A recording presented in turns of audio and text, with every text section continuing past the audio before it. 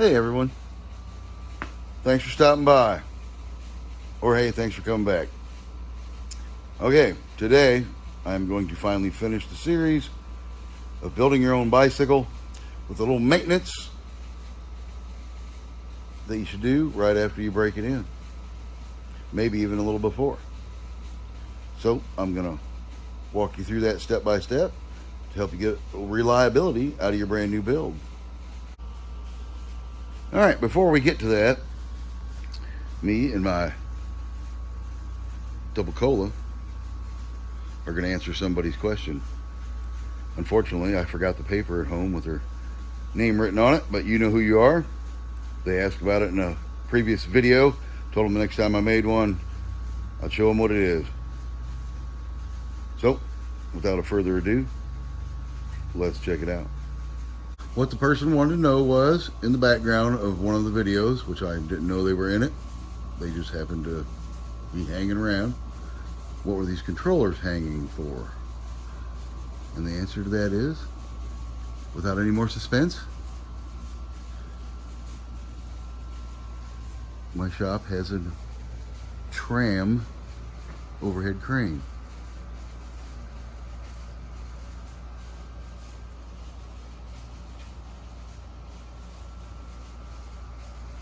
Built this dude, shit,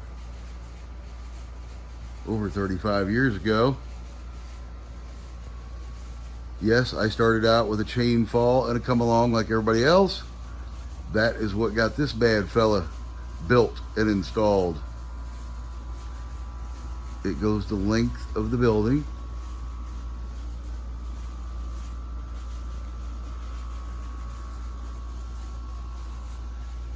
The controller A is for the lovingly known sky hook. And this one here walks the beam. See if I can't get you a little demo.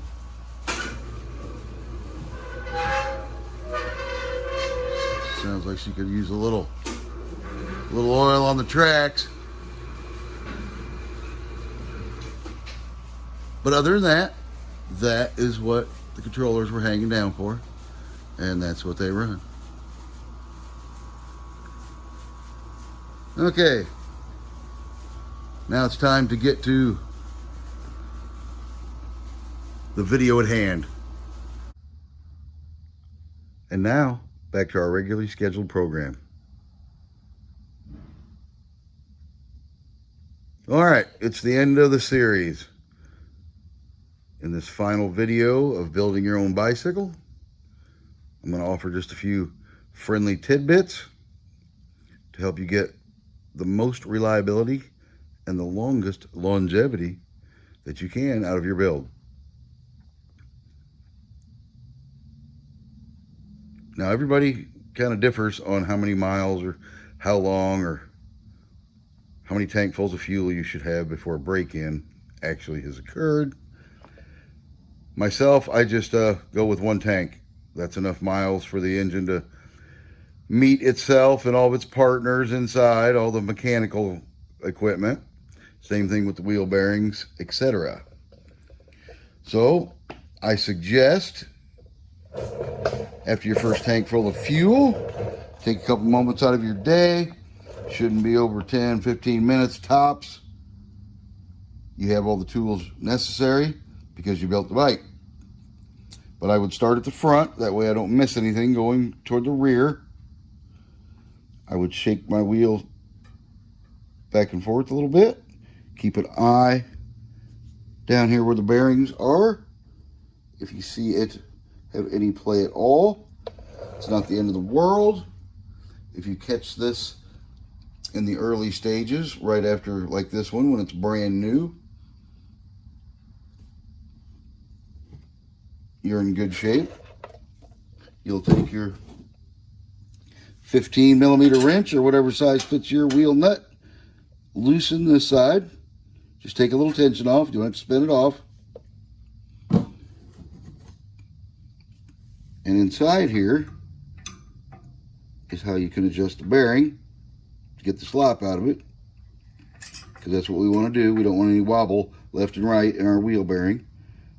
And you'll tighten that up a little bit at a time. Pick the front of the bike up, spin the wheel. You don't want it tight or dragging in any way. You just want to get rid of the clearance of the bearings in the wheel. That way they're riding in a straight line. They've wore in a little bit to where they're actually going to be for quite a while until they wear out naturally. Because if you don't do this step, the race will keep getting worse. Then you'll end up having to buy a new wheel prematurely. So by doing this little tidbit step, ensures longevity in your front wheel and you saving some money. All right, well, you can if you want. You don't have to check every nut and bolt on the entire bicycle. Depending on how you ride, I guess. If you're doing a mountain bike and you're out beating and thrashing it, maybe you want to check them a little more often. But as far as your fuel tank, you don't have to check that. If it's still snug and takes more pressure than just wiggling a little bit to move it, leave those studs alone, because they are really easy to crack at the gas tank, and then you gotta buy a new gas tank. So just be careful when you do that. I also suggest to retighten the head nuts if you have some. If you have the one-piece cylinder, I suggest checking the torque between the block and the whole entire cylinder. The Allen wrench goes in there, but this one personally has head nuts, so I would just give them a little snug. It would be nice if you had a torque wrench, but that is not the end of the world. The reason I say this is because the engine has now heat cycled a few times, which means got hot and cold, expanded and shrank. So it's always good about this time to give all the nuts and bolts, even the intake. Oop, get my arm out of the way. Snug your carburetor to your intake. Now the exhaust bolts, when they're brand new, and as you can see that gasket's still pretty new, you'll always want to check these. Everyone seems to think that vibration of the engine running is what makes those come loose, and when they're brand new, that's not really the case. The exhaust gasket has never been hot because it's a brand new unit. So after 2 or 3 heat cyclings, or 4 or 5, or how many you get over a gas tank, I've never counted them, it's a good idea to check these, because the gasket has now gotten hot a few times and shrank. Now your pipe's got a little play to it. So usually you'll get about a quarter to a half a turn out of those bad fellas. By the time that gasket completely smushes, if you will, and shrinks until its last shrink cycle, if you will, and then you never really have to touch them again. But it's always a good idea to give the engine nuts a check over. Same thing with the rear ones. You can see them down in there if she'll focus. But right down there, and hopefully it focused. Your chain also, as you noticed when you built your bike, the chain was rather stiff because it was brand new and has never made any revolutions. So usually after a first tank of fuel, as this one has the chain guard on it, we can peek around to this side and see if our chain needs any adjustment. And this one does not yet, because it hasn't went through an entire tank of fuel. It takes about that long for it to relax.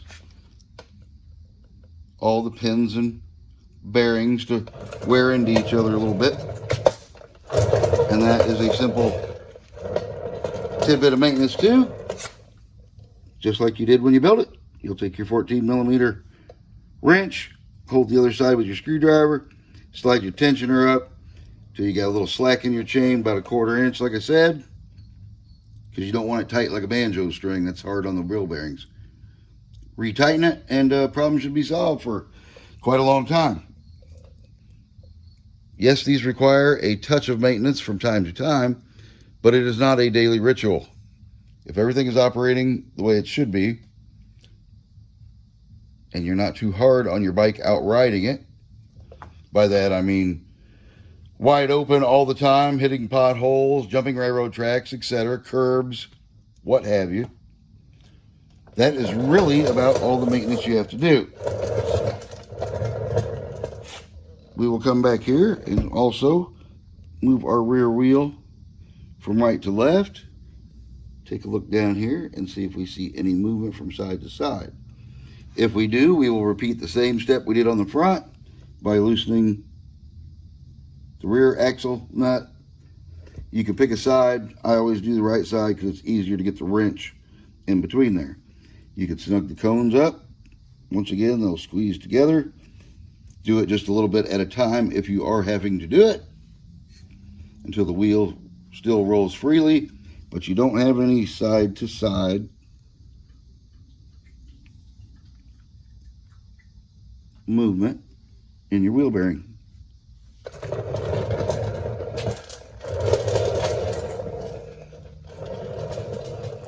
And after that, my friends, you're ready to get out there and put some miles on your bike. Like I said, these are just some friendly, helpful tips. It only takes a few minutes to do it. Saves you a bunch of money, because wheels on these dudes nowadays are around 65, 70 bucks, depending on where you're getting them.